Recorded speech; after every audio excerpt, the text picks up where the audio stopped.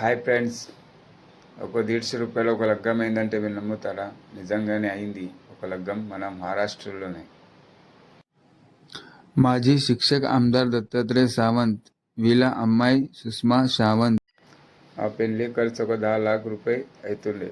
అది ఖర్చు అంతా శిక్షక్ సంస్థకు ఇస్తామని డిసైడ్ అయ్యారు వాళ్ళు.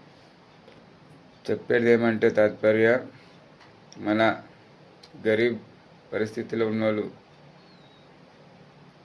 పెళ్ళి చేసుకుంటారు, లవ్ మ్యారేజ్, పారిపోయి పెళ్ళి చేస్తారు. ఒక చిన్న అమౌంట్లో పెళ్ళి చేసుకొని వస్తారు. మళ్ళీ ఇంట్లో ఒప్పుకున్న తర్వాత మళ్ళీ అప్పో సొప్పో చేసి మళ్ళీ పెద్దగా చేసుకుంటారు పెళ్ళి.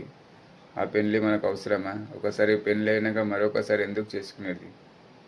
ఏడ గడి తీసి ఏడ అది తీసి అలాంటి పెళ్ళి చేసుకోకూరి. సాధారణంగా అవి చేసుకోవచ్చు. ఒక మాజీ ఆमदार ఉన్న ఆయన ఎలా చేసిండు పెళ్ళి చూశాడా?